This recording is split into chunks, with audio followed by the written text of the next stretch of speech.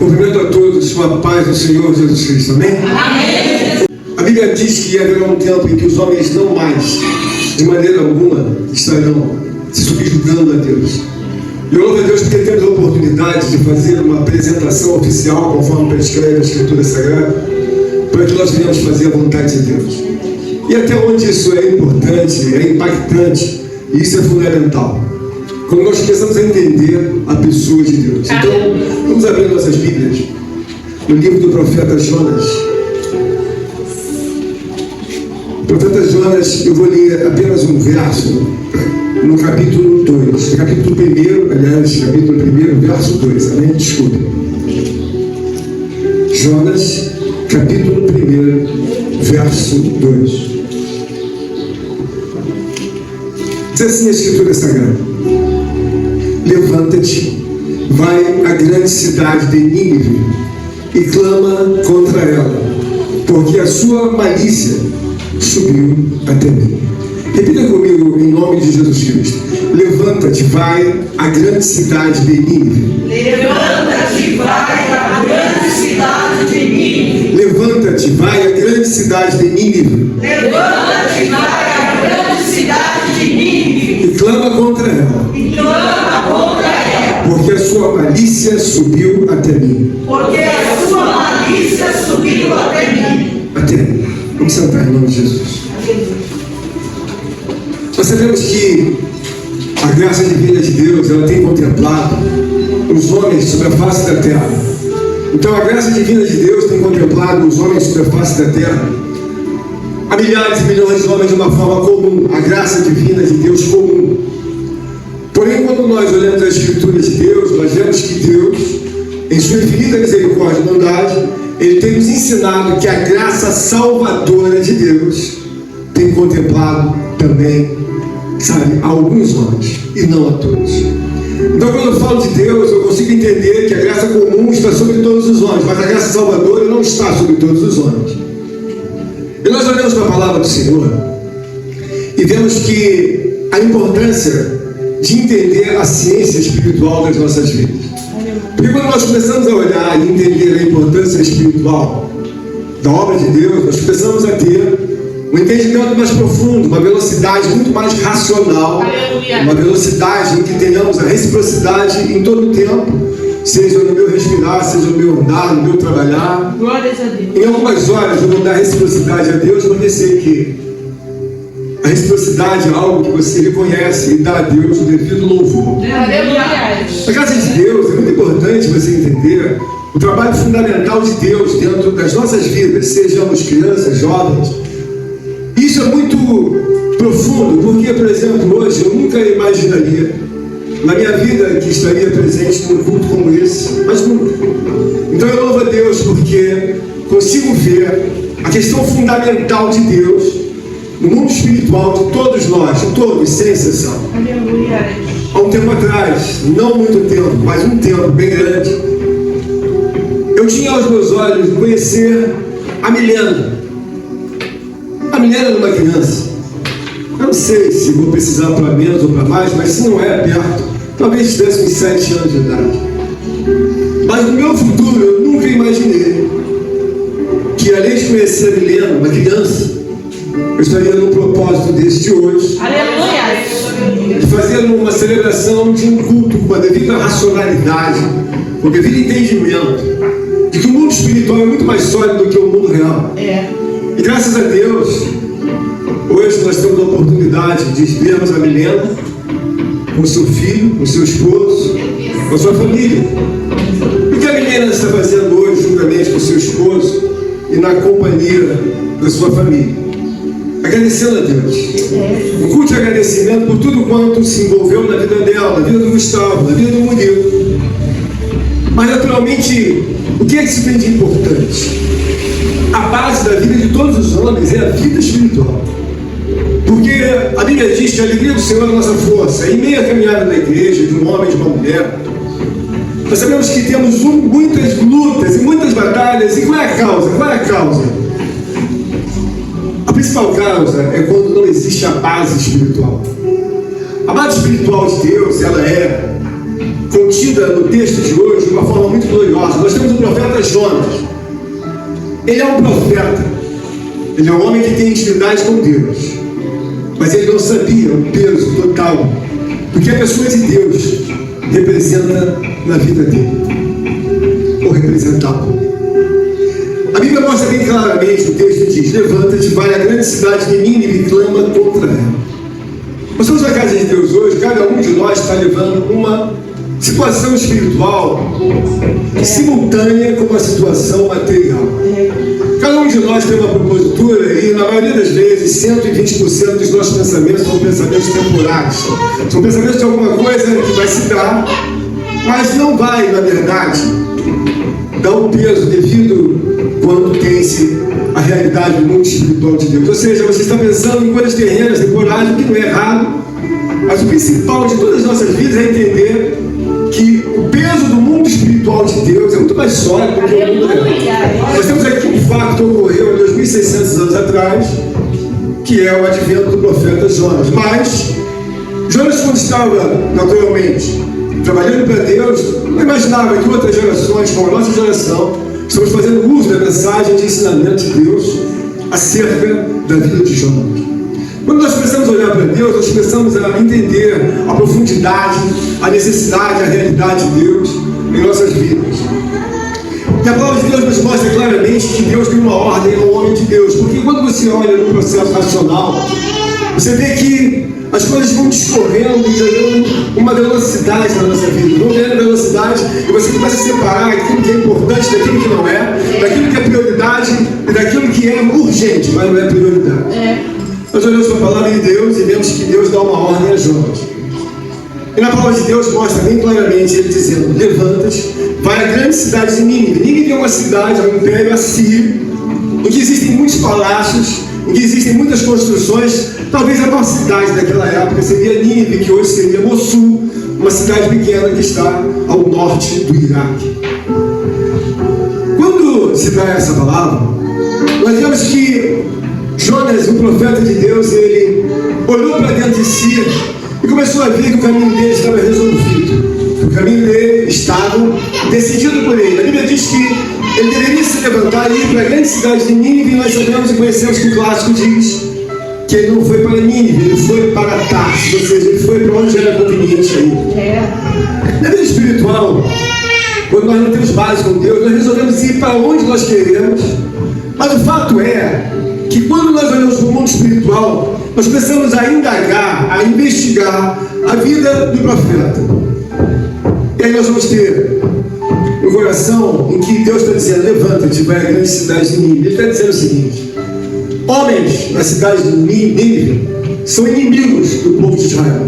São homens cruéis, homens de dura cerviz, mas são homens que estão diante do palácio, sabe, do rei Senaqueribe, comandante, de outras grandes figuras clássicas que nós já vimos na palavra. Ou seja, a cidade de Nínive é uma cidade que tinha mais de 12 portões, uma cidade gigantescamente forte, e trazia o sinônimo de uma fortaleza de homens e de crueldade, de seriedade, segundo a conveniência do homem, não segundo a conveniência de Deus. E quando eu digo segundo a conveniência do homem, o homem tem uma conveniência da sua própria justiça.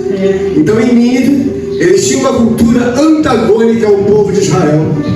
Quando você ouve que é antagônica, é contrária ao povo de Israel, nós vemos aqui que Jonas, ele tem uma certa rejeição.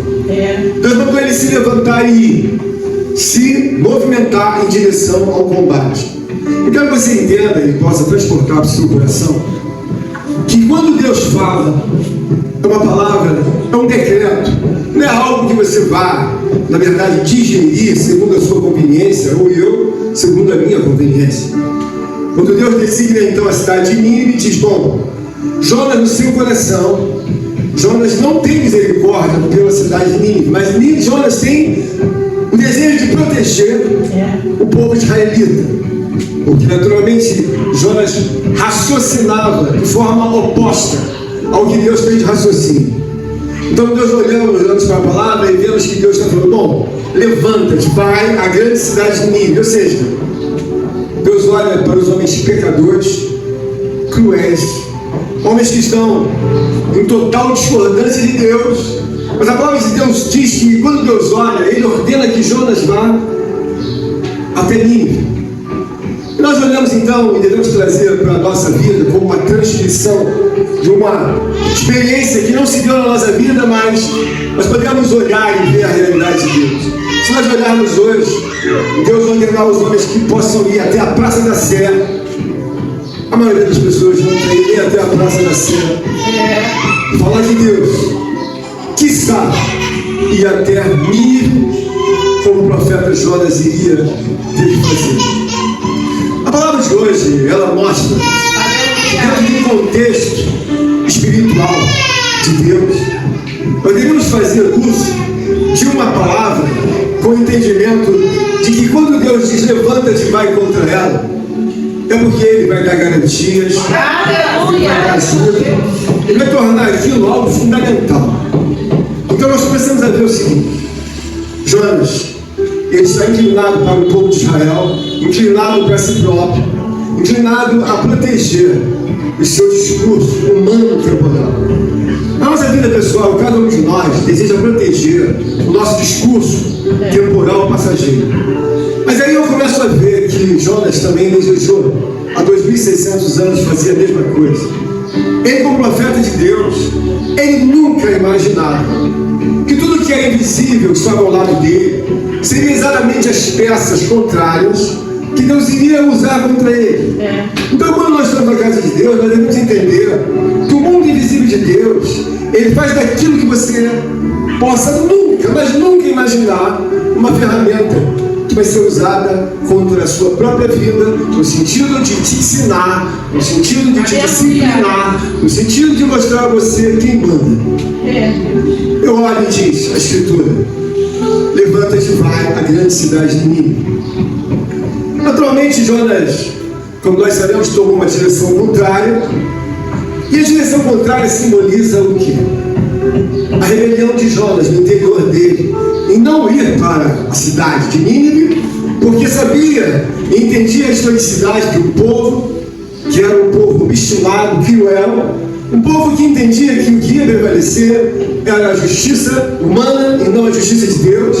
Então eles eram antagônicos nos propósitos contemporâneos. Jonas tem um propósito de levar, engrandecer, exaltar a pessoa de Deus, mas naquele momento Jonas, ele erra grandemente. Meu Deus. Porque quando você está na casa de Deus, você deve entender que fica muito próximo um homem e uma mulher se tornar a réplica de um formalismo religioso. E o formalismo religioso leva você a ficar engessado no processo religioso, mas você não consegue pensar como Deus pensa, você pensa como religioso. E aqui é clara e evidente a obra de Deus, para que Jonas pensasse como Deus estava pensando, com a misericórdia dos pecadores, mas Jonas não alcançava isso. Ele pensava em fazer justiça segundo a sua conveniência. E muitos de nós estamos na casa de Deus e não entendemos que o que vai ser feito na nossa vida não é a nossa própria justiça humana. O que vai ser feito entre nós, um irmão querendo ou uma irmã não querendo, um visitante querendo ou não, o que vai ser feito é a justiça de Deus. Aleluia!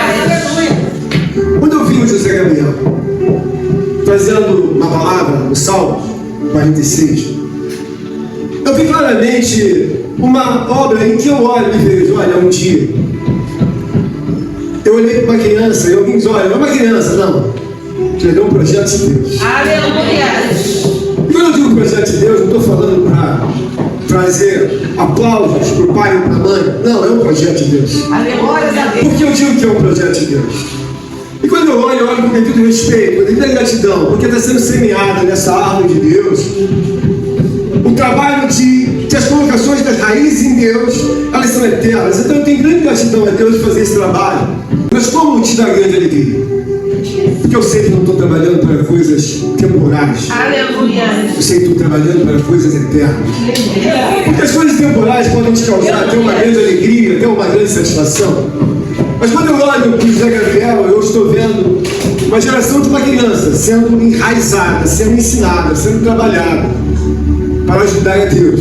Aleluia! Na sua obra, em que nós temos que ter uma visão um pouco maior do que aquilo que a própria razão humana dá. Você tem que entender o seguinte: quando Quando você olha para uma pessoa, você não deve olhar para os interesses daquela pessoa, o que ela é. Você deve olhar com um pensamento profundo. O que representa aquela pessoa? Você olha para a pessoa de José Gabriel. O que ele representa? Um ajudador de Deus. Aleluia. Um projeto de Deus. Algo que o homem às vezes não vê. A profundidade que tem.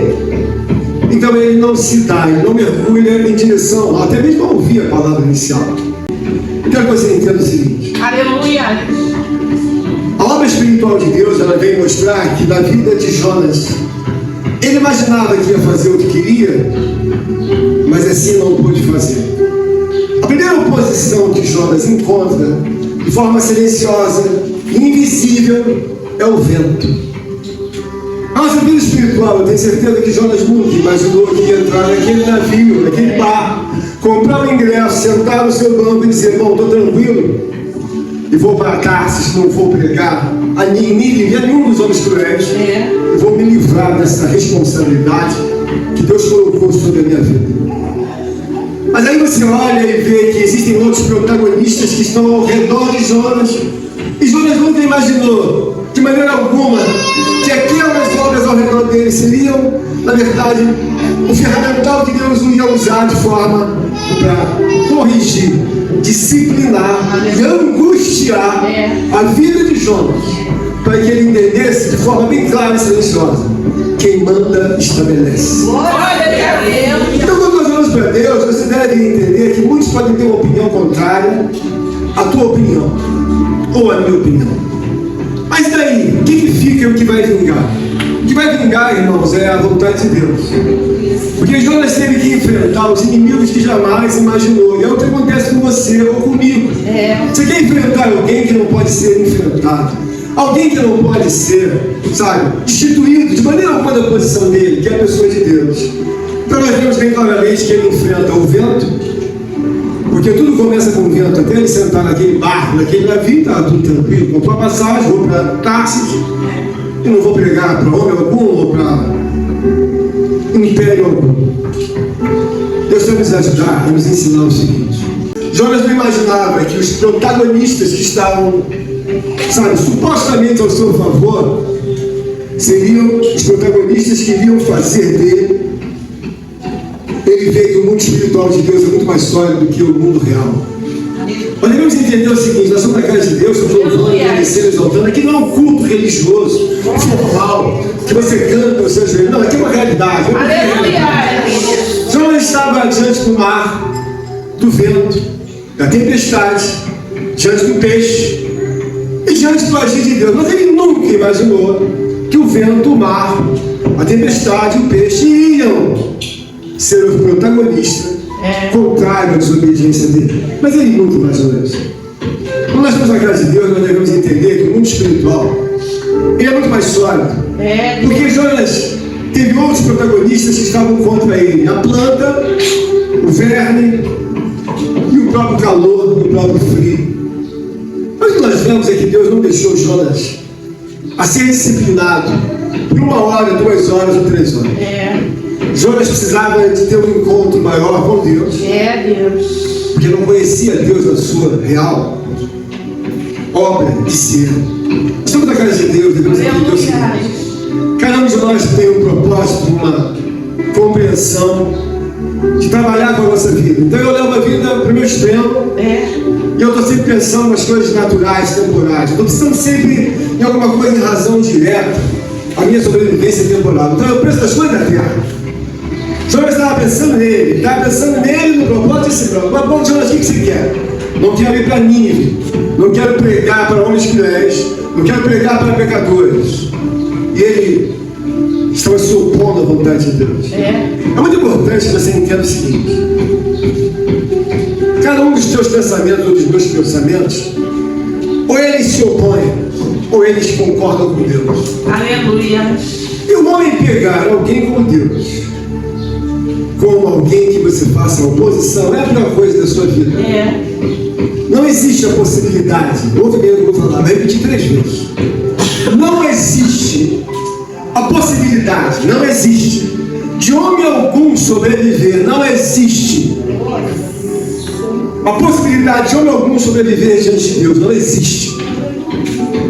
Porque ele disser, está dito e acabou. A Bíblia está dizendo que Deus disse: levanta-te e vai à grande cidade de Nínive. Ele desejou fazer oposição. Indo para Tarsis, subestimou o vento, subestimou o mar, e ainda mais, isso aí ele nunca pensou, ele subestimou o peixe. A sua vida espiritual, quanto a minha vida, eu preciso andar em temor e tremor, com entendimento de que tudo que está ao meu redor pode ser usado por Deus de uma forma assim, ó. Hoje eu uso. Mas da mesma forma que aquilo está sendo colocado de uma forma de propositura, você nunca vai imaginar, mas isso mesmo. Anda em temor. Por quê? Porque eu posso colocar tudo que você possa imaginar ou não imaginar como ferramenta contra você. Mas por aqui? Porque Jonas precisava entender, em uma temperatura de 3 dias, 72 horas, em meio ao fundo do mar. Quando ele foi tragado pelo peixe, Deus mostrou para ele: Jonas, quem manda sou eu. Glória a Deus, aleluia. Na nossa vida espiritual, você tem que entender que quando Deus fala em espírito e verdade, Ele está dizendo: eu sou a base. Aleluia. O nome queremos, eu sou a Glória a Deus. da justiça, do juízo, e de mostrar ao homem, irmão, como disse Jesus, me convence do pecado. Quem dentre vós me convence do pecado? Quando você olha para Deus, você deve olhar a magnitude.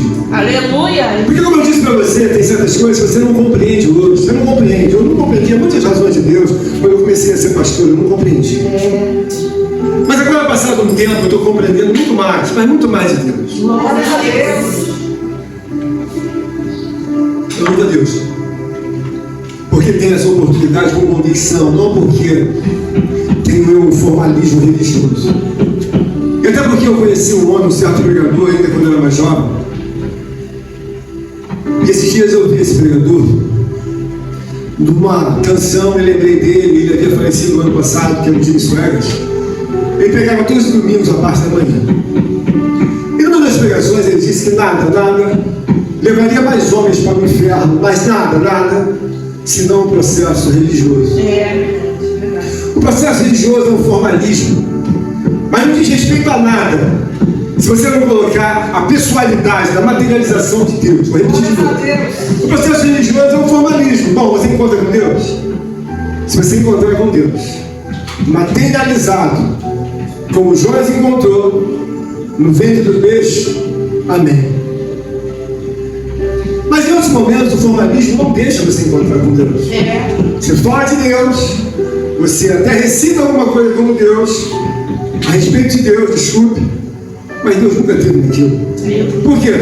Porque Jonas estava antagônico à vontade de Deus. Ele estava desejando de proteger ao próprio Israel, subjugando dentro do coração dele: bom, Israel merece estar com Deus, mas os pecadores de Nínive não. Então, um dia que você encontra a razão para que você possa deslanchar com a sua vida de uma forma muito dolorosa. Aleluia. Quando você entende claramente que a materialização, sabe, da pessoa de Deus, ela é fundamental. Aleluia. Eu não consigo ver sentido para mim se eu não tiver a materialização de Deus na minha vida. Eu não consigo ver. É bem verdade que sofro muito com isso, porque se eu estivesse ao meu lado a palavra de Deus, eu só tinha a palavra. Mas Jonas tem meus enigmas, e eu misericordiosamente também alcanço inúmeros enigmas de Deus. Então a minha temperatura é diferente. Eu não só tenho a Bíblia na mão, eu tenho os enigmas e a Bíblia. Jonas tem um enigma que está dentro do ventre do peixe. Bom, Meu Deus. você imagina a temperatura que é? Você está dentro de um ventre do peixe, o calor e as águas frias por 1 hora. A aflição que Jonas sofreu não foi por 1, 2, 3 horas. Deus resolveu mostrar para ele quem manda, Jonas.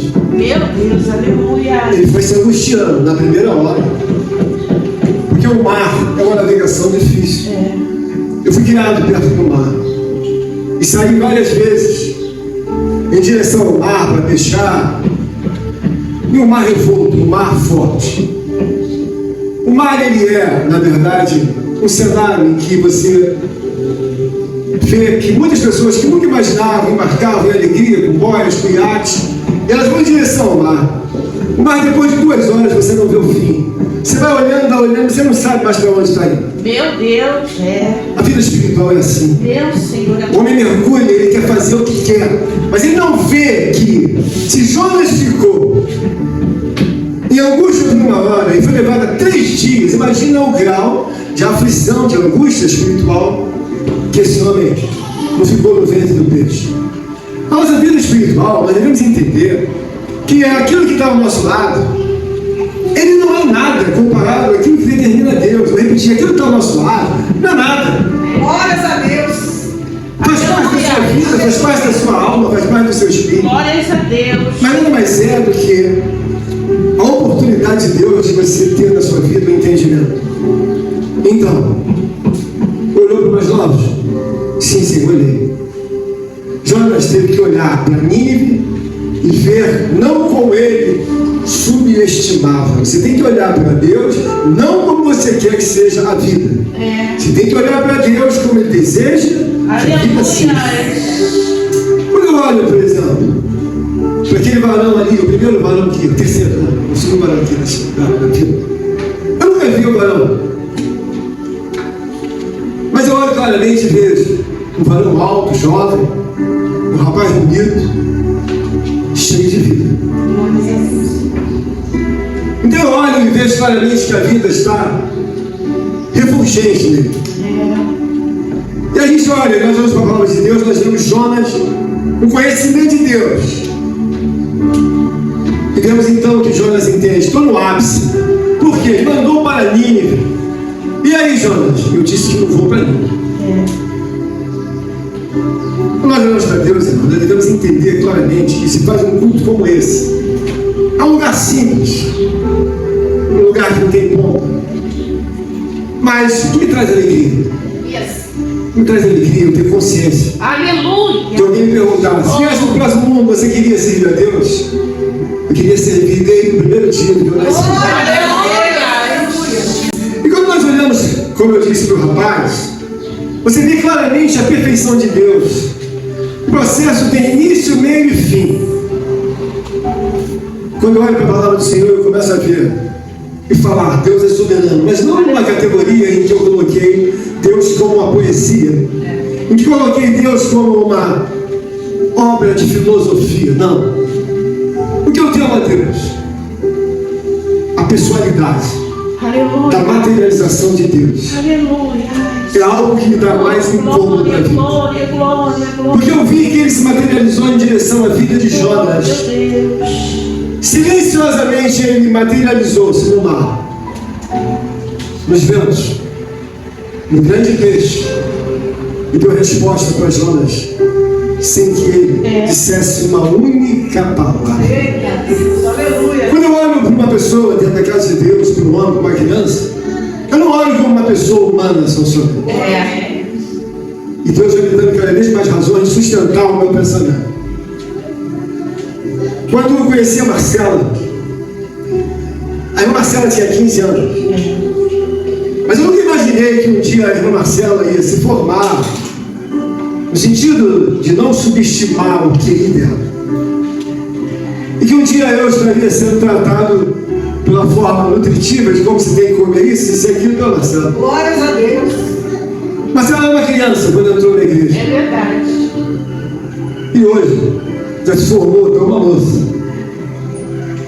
Assim como eu olho e vejo a Milena, seu pai, sua família, sua mãe. Aleluia. Não você imaginava um encontro como esse? Nunca. Deus, obrigada, Senhor. E que eu respeito. Eu aprendi de Deus uma coisa silenciosa, muito doida. Aleluia. Deus me falou bem claramente, aprende comigo. Você foi feito para facilitar a vida do outro. Aleluia. Você não foi feito para você próprio, você foi feito para facilitar a vida de terceiros. Deus estava facilitando a vida de Jonas. Você foi feito e feita para facilitar a vida dos demais. Você não foi feito para você ter as suas razões humanas, egoístas, pessoais, olha para você 24 horas. que Deus podia fazer com Jonas e com o povo de Nínive era nem olhar, nem ajudar. Porque Deus ensina essa palavra. Aleluia. O mundo espiritual de Deus, ele é soberano. Glória a Deus. Aleluia. Quando você fala soberano de forma poética, é muito bonito. Quando você fala tudo de forma poética, fica tudo bonito. Mas a razão é que não vira nada. Por quê? Porque Jonas, ele tinha um mundo segundo a sua conveniência. Estabeleceu pensamentos, estabeleceu razões. E aí Deus mostrou: Jonas, ninguém foge da minha presença. Meu Deus. Aleluia. Deus mostrou: Jonas, sou soberano. Aleluia. Você pode até não aceitar, espernear, pular, chorar. Você pode entrar em convulsão. Mas o que vai ser feito é que a disciplina de Deus vai ser colocada. Aleluia. Então eu prefiro obedecer. E o próprio Jesus disse razões a respeito de Jonas. Jesus se comparou com Jonas. Em Mateus 12:40, Deus se comparou à pessoa de Deus em Jesus Cristo, disse: essa geração maligna e perversa pede um sinal de Deus. E Jesus, se comparando com Jonas, ele diz: nenhum sinal será dado a essa geração, senão o sinal do profeta Jonas. O que eu aprendo com Jonas, irmãos? Meu Deus. Existe a situação de que eu posso estar coberto com um coração religioso. E eu nunca quero ter um coração religioso. Porque eu sei que o coração religioso é um coração enganador, enganoso e perverso. Meu Deus. O coração religioso está coberto, na verdade, de flores aos olhos dos homens. Mas ele é um coração coberto de espinhos e perversidade perante Deus. Meu Deus.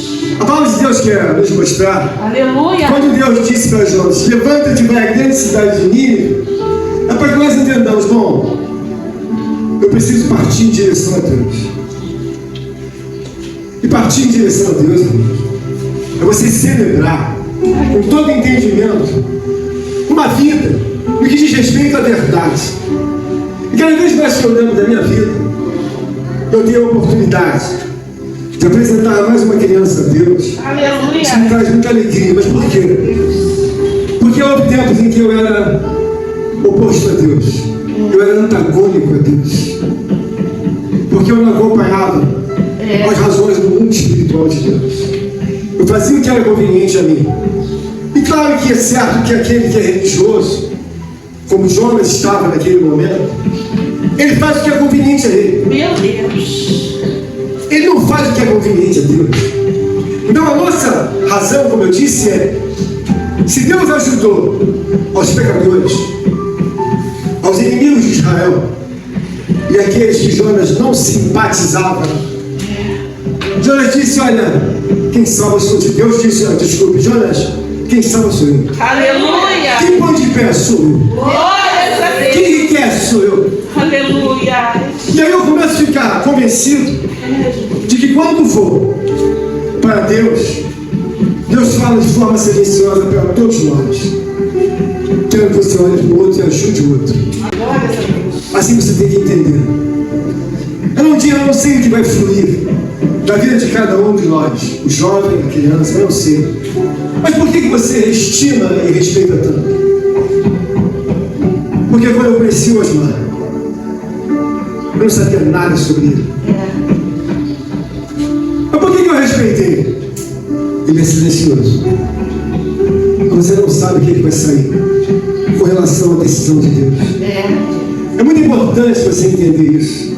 Você vem para a casa de Deus, você não veio aqui cantar. Aleluia. E é óbvio comer um pedaço de bolo, ou homenagear, ou parabenizar a Liliana e o Gustavo e o Murilo. Você vai trazendo entendimento de que essa pessoa, de forma silenciosa, ela diz quem vai, quem fica, quem vive, quem morre, quem adoece, quem não adoece. Porque ele não adoece, Aleluia. ele não envelhece, Aleluia. ele não empobrece. Aleluia. Ele não tem problemas como você tem, ele não tem problema. Ele é um Deus soberano. Aleluia. Ele é um Deus eterno, Aleluia. magnífico, extraordinário, perfeito, reto, justo. Quando Jonas foi impactado, 3 dias, ele olhou para dentro de si, a estrutura humana, e logo viu: sou uma pessoa que ninguém pode encontrar ela se tiver uma razão humanamente. Aleluia. E hoje é um dia Glórias a Deus. que nós vemos que os ninivitas, cruéis, maldosos, com coração amargo, se arrependeram. A Bíblia diz que eles se arrependeram com o discurso único que Jonas dizia a eles: em 40 dias, Nínive será subvertida. Ou seja, Nínive deixará de existir. Em 40 dias, Nínive será subvertida. Nínive não mais existirá.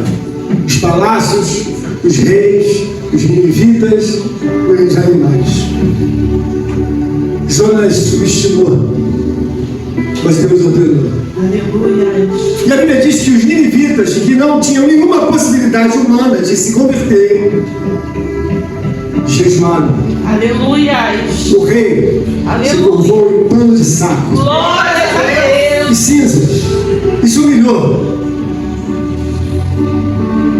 E até os animais Oh, aleluia. jejuaram por dias na presença de Deus. Glórias a Deus. O que eu quero dizer para você: eu um dia já fui jovem como você. Se eu viesse a óbito e Deus me desse a oportunidade de voltar à terra, e eu tivesse o privilégio de escolher, qual o seu primeiro pedido? Eu iria falar: Deus, eu não quero nunca, mas nunca, Aleluia. mas nunca, mas nunca Aleluia. me afastar de Deus. Aleluia. Mas nunca, mas nunca, mas nunca. Aleluia. E por que eu disse isso? Porque eu não nasci na presença de Deus, eu nasci no pecado, na presença dos homens e de homens distantes de Deus. Mas quando eu vejo a oportunidade de pregar, de falar a verdade, o que você tem de mais precioso é que eu e você não sabemos, mas Deus sabe o que pode fazer pela vida da Milena e o que já tem feito. Glórias a Deus. Pela vida do Gustavo e o que já tem feito. Glórias a Deus. Pela vida do Murilo e o que já tem feito. Glórias a Deus. Aleluia. Murilo desembarcou ali poucos dias atrás.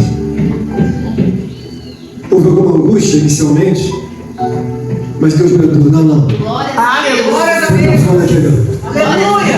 O que eu quero dizer a você é o seguinte: eu já fui como você um dia iniciante da palavra, não todos. A obra de Deus, aparentemente, parece que ela não anda, que ela tem uma velocidade divina, é de Deus. Então ela se replica como as mesmas coisas. Você ajoelha e ora, a pessoa fala assim: mas que coisa mais sem emoção. Eu diria para você: quando você conhece um assunto e que você conhece em profundidade, você começa a gostar daquele assunto ou odiar aquele assunto. Por quê? Porque as razões internas, múltiplas daquele assunto, elas são alegria, porque você sabe que é a verdade ou não é a verdade, é uma malignidade. Quando você começa a olhar para o pecado, você olha para o pecado e você fala assim: bom, você é cruel, você é macabro, você é sujo, você derrama sangue, derrama lama, você é a coisa mais imunda que existe na terra, porque você conhece o pecado.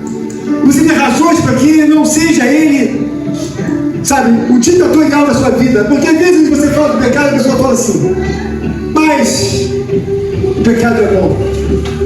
O pecado não é bom. O pecado é perverso. Ele é cruel, ele é sangrento, ele é matador, ele é macabro.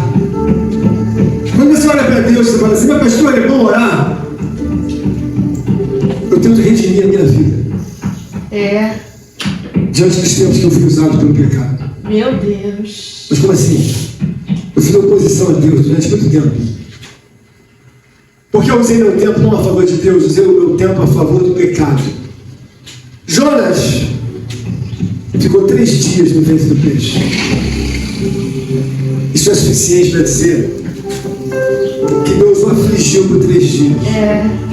O que Deus quer mostrar para a nossa vida quando você olha para Cristo é que quantas horas você ficar em exposição a Deus, em oração, você vai aprender muito dessa ciência. Eu um dia não sabia o efeito da oração. Quando eu vi alguém orando, falando assim, mas por que fica tanto tempo assim? E hoje eu olho e vejo a construção do mundo invisível de Deus, como assim se deu a oposição de Deus a Jonas, se dá de forma silenciosa. Jonas não sabia que Deus estava em oposição a ele. Como Deus usou o vento, usou o mar, a tempestade, usou o peixe, usou as ondas do mar.